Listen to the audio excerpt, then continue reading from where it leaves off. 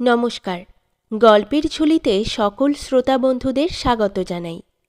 আজ আপনাদের জন্য গল্পের ঝুলিতে রয়েছে বিভূতিভূষণ বন্দ্যোপাধ্যায়ের লেখা হিঙের কচুরি। গল্পটি ভালো লাগলে লাইক এবং কমেন্ট করে জানানোর অনুরোধ রইল।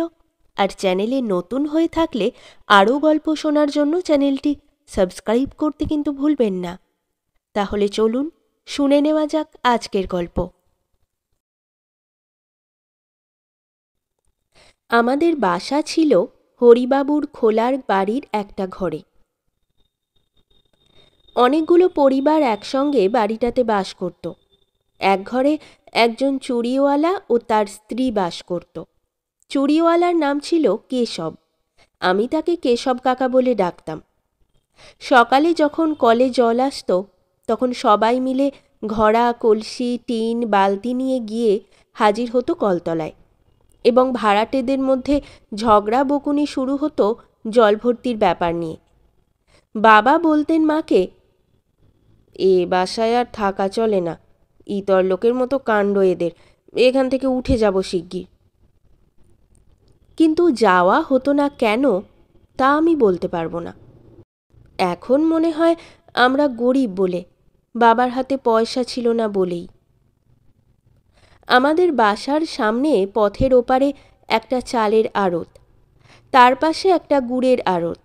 গুড়ের আড়তের সামনে রাস্তার একটা কল। কলে অনেক লোক একসঙ্গে ঝগড়া চেঁচামেচি করে জল নেয়। মেয়ে মানুষে মারামারি পর্যন্ত হতে দেখেছিলাম একদিন। এই রকম করে কেটেছিল সে বাসায় বছরখানেক, এক আষাঢ় থেকে আর এক আষাঢ় পর্যন্ত। আষাঢ় মাসেই দেশের বাড়ি থেকে এসেছিলাম। দেশের বাড়িতে বাঁশবাগানের ধারে ধুতরো ফুলের ঝোপের পাশেই আমি আর কালী দুজনে মিলে একটা কুঁড়ে করেছিলাম। কালীর গায়ে জোর বেশি আমার চেয়ে।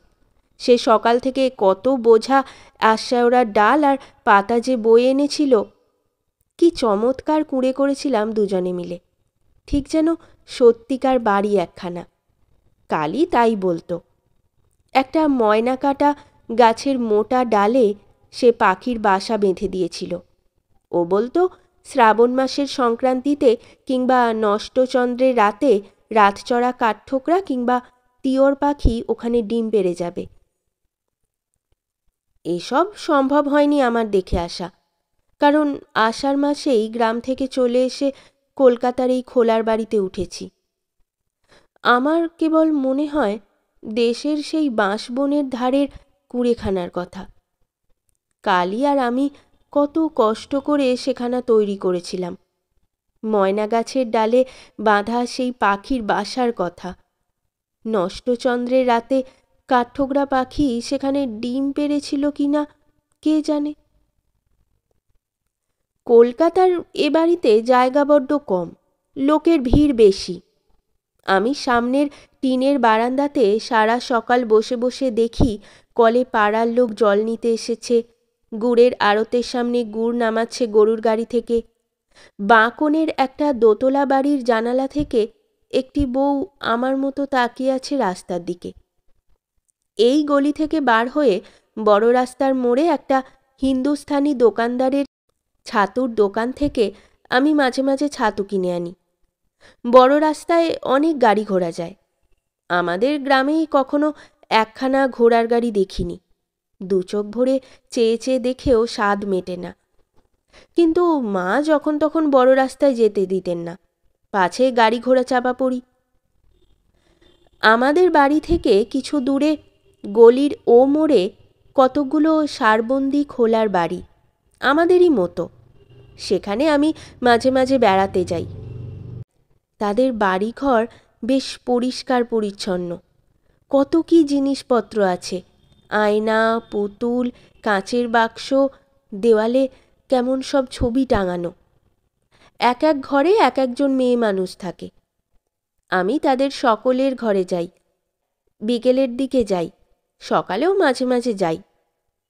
ওই বাড়িগুলোর মধ্যে একটি মেয়ে আছে, তার নাম কুসুম।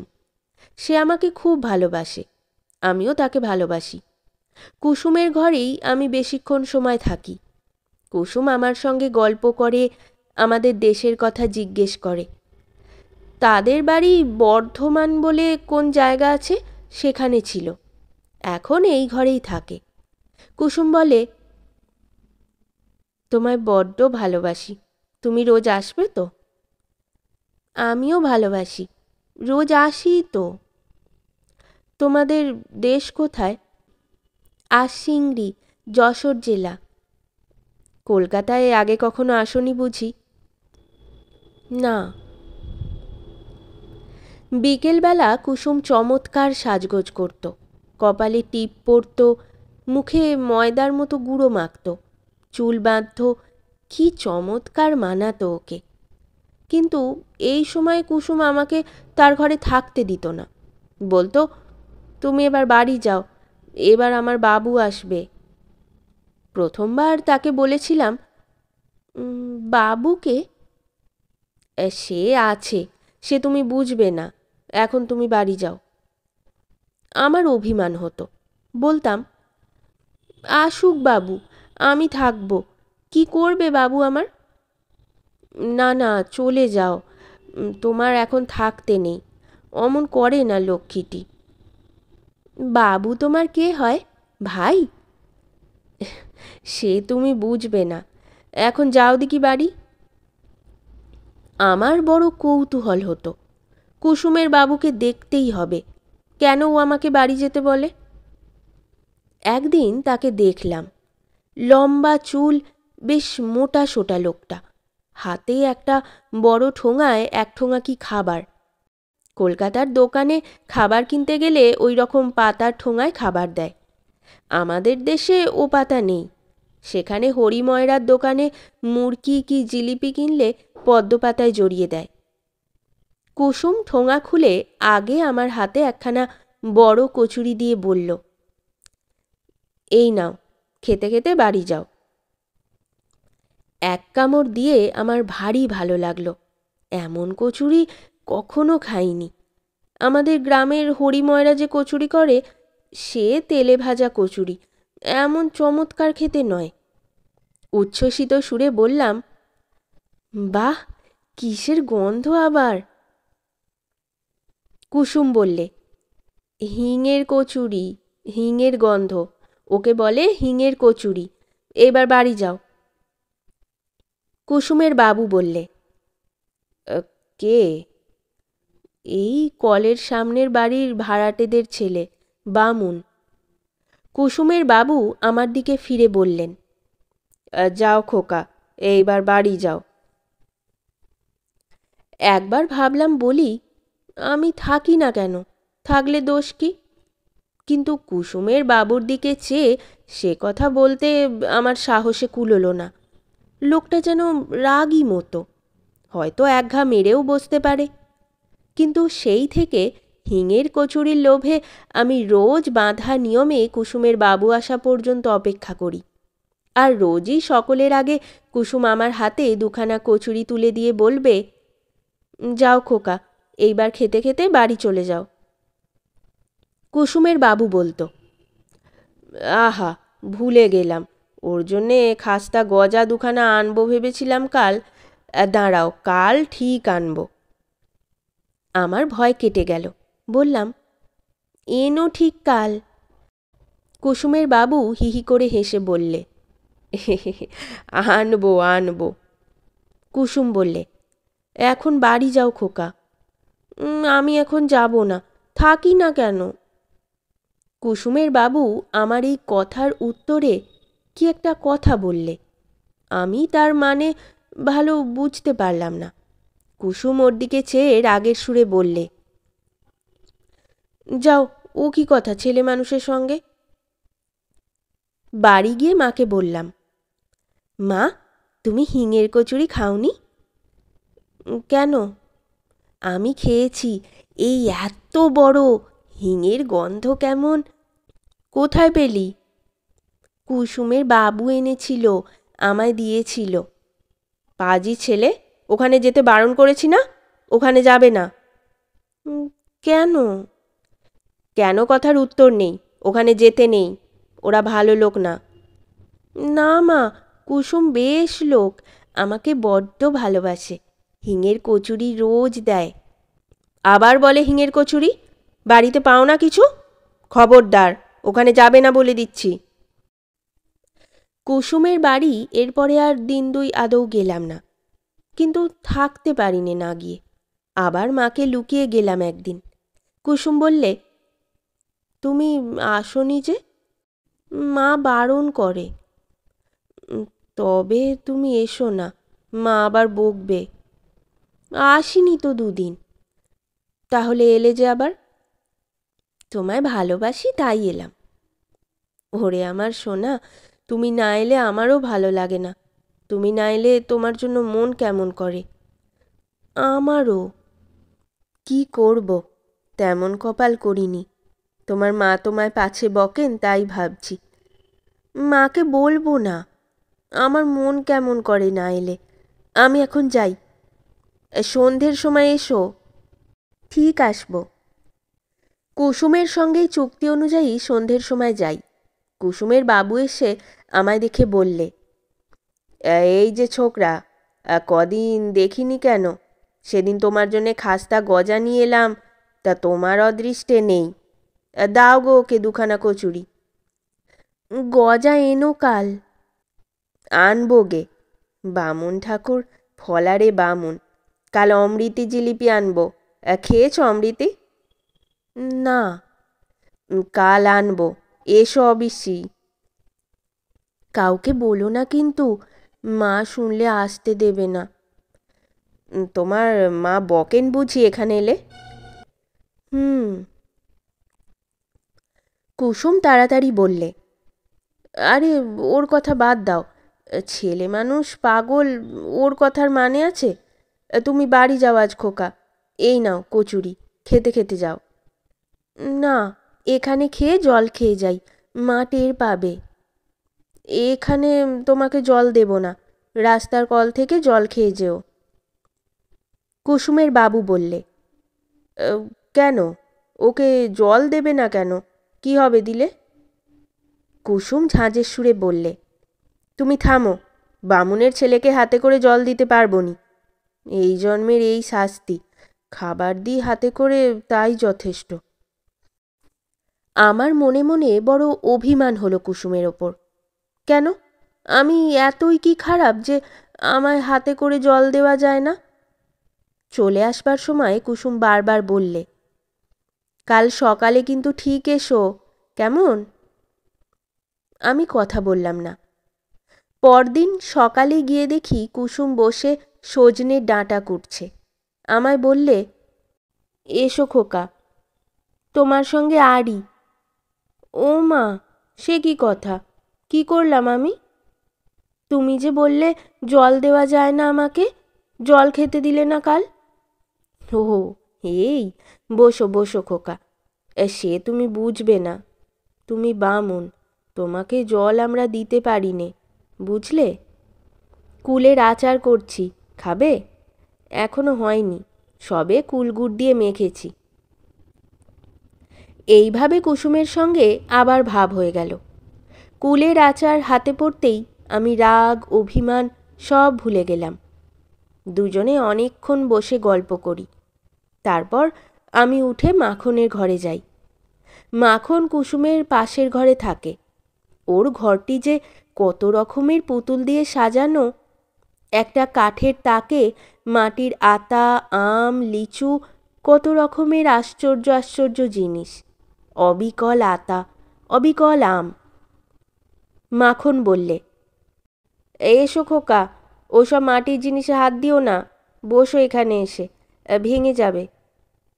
আচ্ছা, তুমি তামাক খাও কেন? মাখন হাসি মুখে বললে, শোনো কথা, তামাক খায় না লোক? মেয়ে মানুষ খায় বুঝি? কই, আমার মা তো খায় না, বাবা খায়। শোনো কথা, যে খায় সে খায়। কুসুমের বাবু আমায় খাস্তা গজা দেবে। বটে, বেশ বেশ। তোমার বাবু কোথায়? মাখন মুখে আঁচল চাপা দিয়ে হেসে গড়িয়ে পড়ল। শোনো কথা ছেলের, কি যে বলে! ও কুসমি, শুনে যা কি বলে তোর ছেলে। মাখনের বয়স কুসুমের চেয়ে বেশি বলে আমার মনে হতো। কুসুম সবচেয়ে দেখতে সুন্দর। মাখনকে দিদি বলে ডাকত কুসুম। কুসুম এসে হাত ধরে আমাকে ওর ঘরে নিয়ে গেল। কুসুম আমায় বারণ করেছিল আর কারো ঘরে যেতে। আমি প্রকৃতপক্ষে যেতাম খাবারের লোভে, কিন্তু অন্য মেয়েদের ঘরের বাবু কখন আসতো কি জানি। সুতরাং সে বিষয়ে আমায় হতাশ হতে হয়েছিল। কুসুম আমায় ঘরে নিয়ে গিয়ে বকলে, বললে, অত শত কথায় তোমার দরকার কি শুনি? তুমি ছেলে মানুষ, কোনো ঘরে যেতে পারবে না, বসো এখানে। আমি প্রভার কাছে যাব। কেন? সেখানে কেন? যা তা বলবে সেখানে গিয়ে আবার? বোকা ছেলে, খাওয়ার লোভ না? এই তো দিলাম কুলচুর। আমি আশ্চর্য হওয়ার সুরে বললাম, আমি চেয়ে খাইনি, প্রভাকে জিজ্ঞেস করো। বেশ, দরকার নেই প্রভার কাছে গিয়ে। একটিবার যাব আর আসবো। সত্যি বলছি, প্রভার ঘরে যাওয়ার কারণ ততটা লোভ নয় যতটা একটা টিয়া পাখি। টিয়া পাখিটা বলে, রাম রাম, কে এলে? দূর বেটা, কাকিমা, কাকিমা। আমি ঢুকে দাঁড়ালেই বলে, কে এলে? আমার নাম বাসুদেব। কে এলে? কে এলে? আমি হেসে উঠলাম। ভারী মজা লাগে ওর বুলি শুনতে। অবিকল মানুষের গলার মতো কথা। কে এলে? কে এলে? প্রভা বাইরে থেকে বললে, কে ঘরের মধ্যে? ও রান্নাঘরে রাঁধছিল। খুন্তি হাতে ছুটে এসেছে। খুন্তিতে ডাল লেগে রয়েছে। আমি হেসে বললাম, মারবে নাকি? ও পাগলা ঠাকুর, তাই বলো। আমি বলি, কে এলো দুপুরবেলা ঘরে? তোমার ঘরে কুলচুর নেই? কুসুম আমায় কুলচুর দিয়েছে, খুব ভালো কুলচুর। কুসুমের বড়লোক বাবু আছে, আমার তো তা নেই। কোথা থেকে কুলচুর আমচুর করব? কুসুমের বাবু আমায় গজা দেবে। কেন দেবে না? মোড়ের অত বড় দোকানখানা কুসুমের পায়ে সঁপে দিয়ে বসেছে, ওখানকার কথা ছেড়ে দাও। বলে মানিনি, তোর মানের বালাই নিয়ে মরি। ভয় ভয় বললাম, প্রভা, রাগ করো না আমার ওপর। না না, রাগ করব কেন? দুঃখের কথা বলছি। আমিও এক পুরুষ বেশ্যে। আমরা উড়ে আসিনি। 15 বছর বয়সে কপাল পুড়লে ঘর থেকে বেরিয়েছিলাম। কেন ঘর থেকে বেরিয়েছিলে? সেসব দুঃখের কথা তোমার সঙ্গে বলে কি হবে? তুমি কি বুঝবে? বসো, আমার ডাল পুড়ে গেল, গল্প করলে পেট ভরবে না। আমি যাই? এসো রান্নাঘরে। প্রভার রং কালো, খুব মোটা সোটা, নাকের ওপর কালো ভোমরার মতো একটা আঁচিল। প্রভা একদিন আমাকে গরম জিলিপি আর মুড়ি খেতে দিয়েছিল।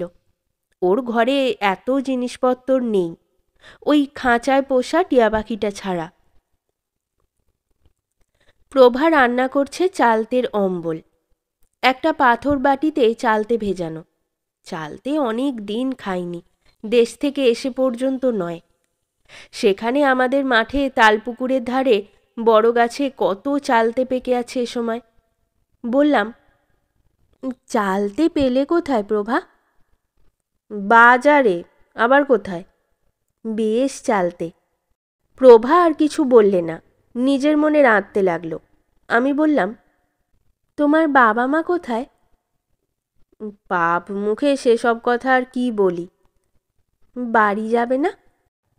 কোন বাড়ি? তোমাদের দেশের বাড়ি। জমের বাড়ি যাব একবারে। তোমাদের দেশের বাড়িতে কুল আছে? আমাদের গায়ে কত কুলের গাছ।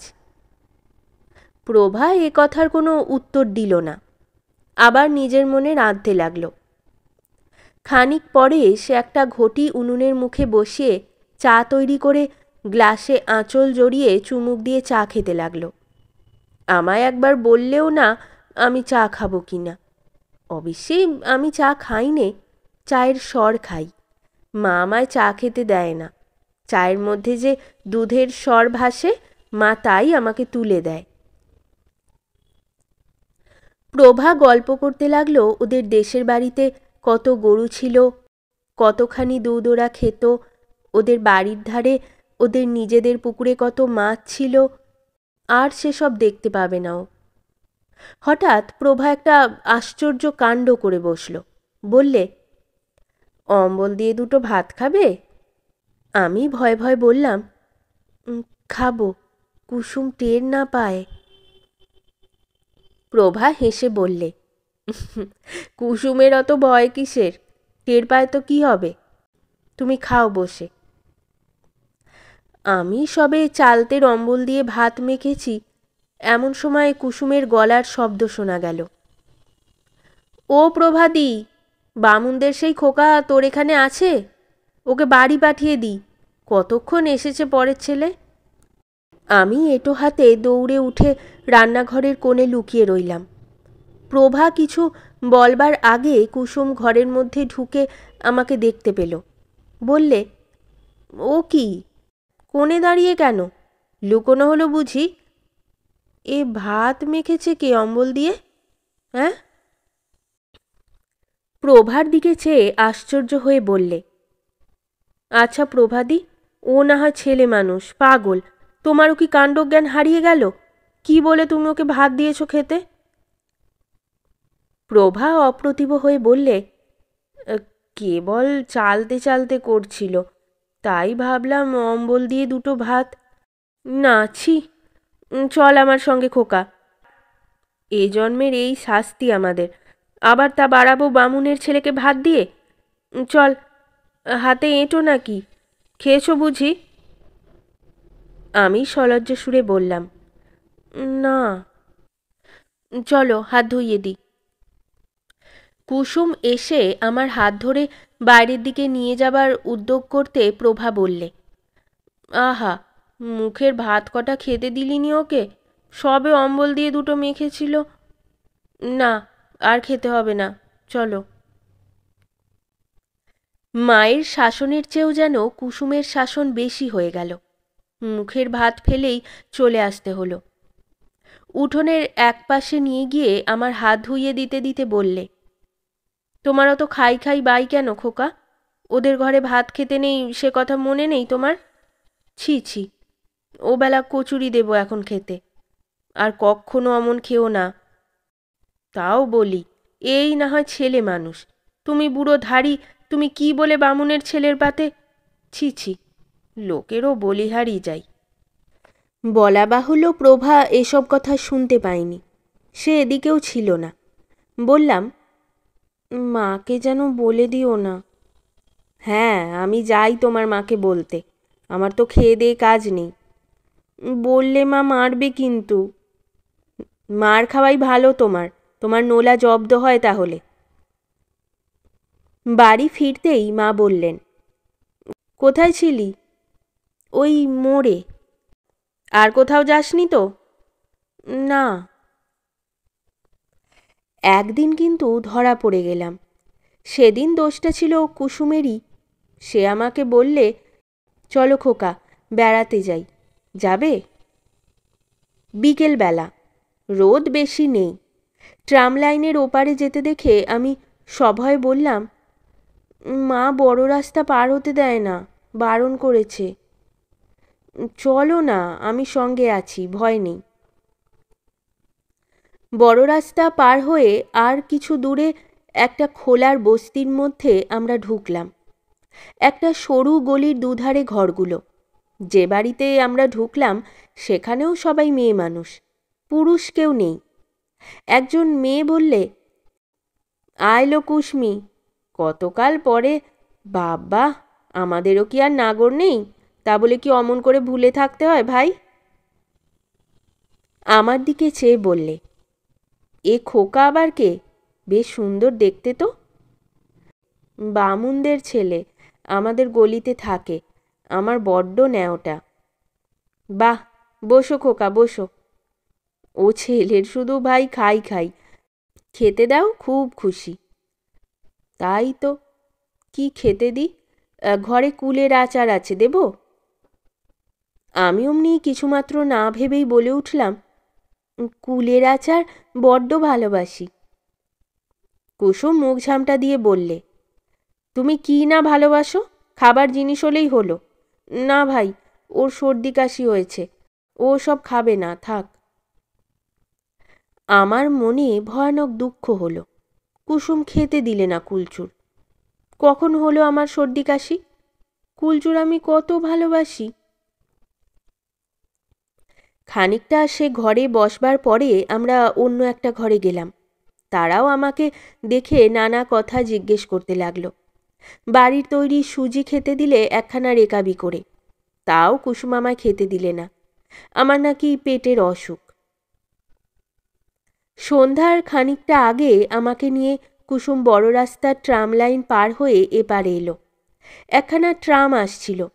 আমি বললাম, কুসুম দাঁড়াও, ট্রাম দেখব। সন্ধে হয়েছে, তোমার মা বকবে। বকুক। ইস, ছেলের যে ভারী বৃদ্ধি। আচ্ছা কুসুম, তুমি ও কথা বললে কেন? আমায় কুলচুর খেতে দিলে না? ওরা তো দিচ্ছিল। তুমি ছেলে মানুষ, কি বোঝো? কার মধ্যে কি খারাপ রোগ আছে ওসব পাড়ায়? তোমায় আমি যার তার হাতে খেতে দেব? যার তার ঘরের জিনিস মুখে করলেই হলো? তোমার কি, কার মধ্যে কি রোগ আছে তুমি তা জানো?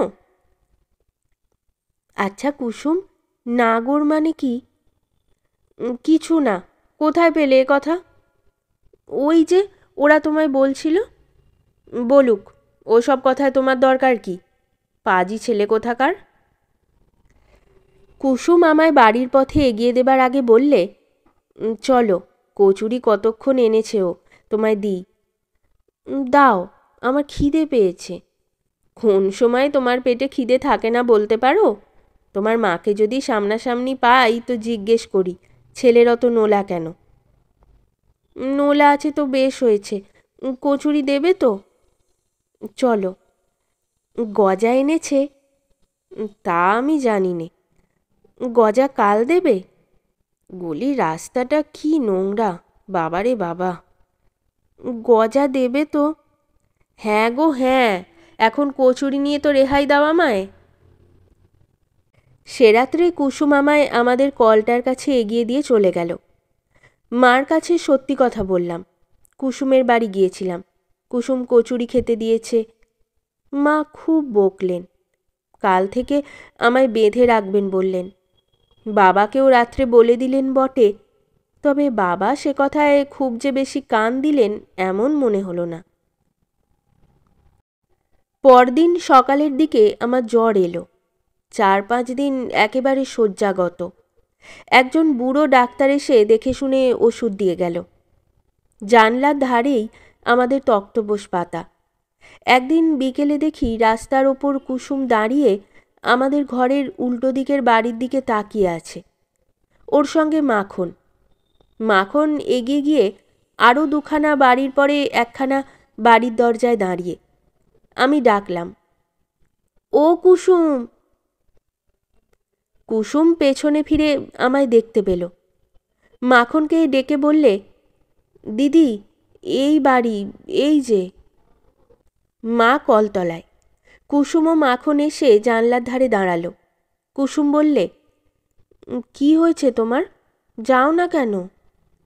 মাখন বললে, কুসমি ভেবে মরছে, বলে বামুন খোকার কি হলো। আমি তাই বললাম চল দেখে আসি। বললাম, আমার জ্বর আজ 5 দিন। কুসুম বললে, তোমার মা কোথায়? কুসুম, তুমি চলে যাও, মা দেখতে পেলে আমায় আর তোমাদের ঘরে যেতে দেবে না। আমি সেরে উঠেই যাব, চলে যাও তোমরা। ওরা চলে গেল। কিন্তু পরদিন বিকেলে আবার কুসুম এসে রাস্তার উপর দাঁড়ালো।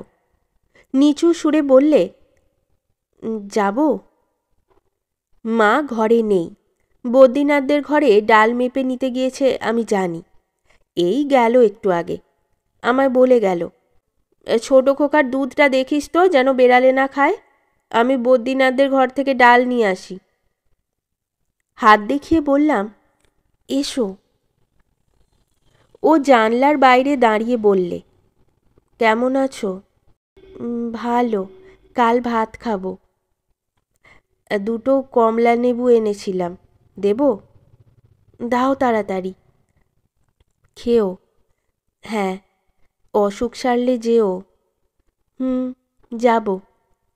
কাল ভাত খাবে? বাবা বলেছে কাল ভাত খাবো। কাল আবার আসবো, কেমন তো? এসো, আমি না বললে জানলার কাছে এসো না। আচ্ছা, তাই করব।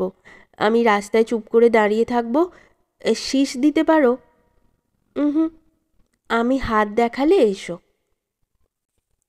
পরের দুদিন কুসুম ঠিক আসতো বিকেলবেলা। একদিন প্রভা দেখতে চেয়েছিল বলে ওকেও সঙ্গে করে এনেছিল। প্রভাও দুটো কমলা লেবু দিয়েছিল আমায়। মিথ্যে কথা বলবো না, বালিশের তলায় লেবু লুকিয়ে রেখে দিতাম। মা ঘরে না থাকলে খেয়ে ছিবড়ে ফেলে দিতাম রাস্তার ওপর ছুঁড়ে। সেরে উঠে দুদিন কুসুমের বাড়ি গিয়েছিলাম। তারপরেই এক ব্যাপার ঘটল। তাতে আমাদের কলকাতার বাসা উঠে গেল।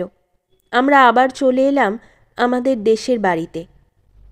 মা একদিন সোডা ওয়াটারের বোতল খুলতে গিয়ে হাতে কাঁচ ফুটিয়ে ফেললে। সে এক রক্তারক্তি কাণ্ড। হাতের কবজি থেকে ফিনকি দিয়ে রক্ত ছুটতে লাগলো। বাসার সব লোক ছুটে এলো বিভিন্ন ঘর থেকে। কোণের ঘরের বিপিনবাবু এসে মার হাতে কি একটা ওষুধ দিয়ে বেঁধে দিলে, কিন্তু মায়ের হাত সারল না। ক্রমে হাতের অবস্থা খুব খারাপ হয়ে উঠল। মা রান্না করতে পারেন না, যন্ত্রণায় কাঁদেন রাত্রে। ডাক্তার এসে দেখতে লাগলো। আমার মামার বাড়ির অবস্থা ভালো। চিঠি পেয়ে মেজমামা এসে আমাদের সকলকে নিয়ে চলে গেলেন মামার বাড়িতে। আষাঢ় মাসের শেষ, তাল দু একটা পাকতে শুরু হয়েছে। মামার বাড়ির গ্রামে মস্ত বড় একটা পুকুর আছে মাঠের ধারে। তার পাড়ে অনেক তাল গাছ। আমি বেড়াতে গিয়ে প্রথম দিনই একটা পাকা তাল কুড়িয়ে পেলাম, মনে আছে। মার হাত সেরে গেল মামার বাড়ি এসে। ভাদ্র মাসের শেষে আমরা দেশের বাড়িতে চলে এলাম। কলকাতা আর যাওয়া হলো না। বাবাও সেখানকার বাসা উঠিয়ে দেশে চলে এলেন। সুদীর্ঘ 30 বছর পরের কথা। কলকাতায় মেসে থাকি, আপিসে কেরানিগিরি করি। দেশের বাড়িতে স্ত্রী পুত্র থাকে। আমার পুরনো কলেজ আমলের বন্ধু শ্রীপতির সঙ্গে বসে ছুটির দিনটা কি গল্প করতে করতে শ্রীপতি বললে, কাল ভাই সন্ধ্যের পর প্রেমচাঁদ বড়াল স্ট্রিট দিয়ে আসতে আসতে দুধারে মুখে রং হরিবেল। আমিও দেখেছি, ওই পথ দিয়েই তো আসি। আমি কিন্তু ওদের অন্য চোখে দেখি। ওদের আমি খুব চিনি। ওদের ঘরে একসময় আমার যথেষ্ট যাতায়াত ছিল। আমার বন্ধু আশ্চর্য হয়ে বললে, তোমার? হ্যাঁ ভাই, আমার। মায়েরই বলছি। যা, বিশ্বাস হয় না। আচ্ছা, চলো আমার সঙ্গে এক জায়গায়, প্রমাণ করে দেব। বছর 15 আগে একবার নন্দরাম সেনের গলি খুঁজে বার করে মাখনের বাড়ি যাই। কুসুম, প্রভা কেউ ছিল না। ওই দলের মধ্যে মাখনই একমাত্র সে খোলার বাড়িতে ছিল তখনও। শ্রীপতিকে নিয়ে আমি চলে গেলাম নন্দরাম সেনের গলিতে। মাখন এখনও সেই বাড়িতেই আছে। একেবারে সনের নুড়ি চুল মাথায়, যক্ষী বুড়ির মতো চেহারা। একটি দাঁত নেই মাড়িতে। আমি যেতে মাখন বললে, এসো এসো, ভালো আছো? চিনতে পারো? ও মা, তোমায় আর চিনতে পারবো না? আমাদের চোখের সামনে মানুষ হলে। ভালো কথা, কুসুমের খোঁজ পেয়েছি। কোথায় কোথায়? শোভাবাজার স্ট্রিটে একটা মেষ বাড়িতে ঝিগিরি করে, ঢুকেই বাঁ হাতি, মন্দিরের পাশের ভাঙা দোতলা। আমায় সেদিন নিয়ে গিয়েছিল মন্দিরে নীলের পুজো দিতে, তাই আমায় দেখালে। শ্রীপতিকে নিয়ে সে মেষ বাড়ি খুঁজে বার করলাম। সন্ধে তখনও হয়নি। নিচে রান্নাঘরে ঠাকুরকে বললাম, তোমাদের ঝি কোথায় গেল? বাজারে গিয়েছে বাবু, এক্ষুনি আসবে। কেন? দরকার আছে। তার নাম কুসুম তো? হ্যাঁ বাবু। একটু পরে একজন লম্বা রোগা ঝি শ্রেণীর মেয়ে মানুষ সদর দরজা দিয়ে ঢুকে রান্নাঘরের সামনে এসে দাঁড়ালো। ঠাকুর বললে, ও কুসুম, এই বাবুরা তোমায় খুঁজছেন। আমি ঝিয়ের দিকে অবাক হয়ে চেয়ে রইলাম। বাল্যদিনের সেই সুন্দরী কুসুম এই? মাখনের মতো অত বুড়ি না হলেও কুসুমও বুড়ি। বুড়ি ছাড়া তাকে আর কিছু বলা যাবে না। ওর মুখ আমার মনে ছিল, সে মুখের সঙ্গে এই বৃদ্ধার মুখের কিছুই মিল নেই।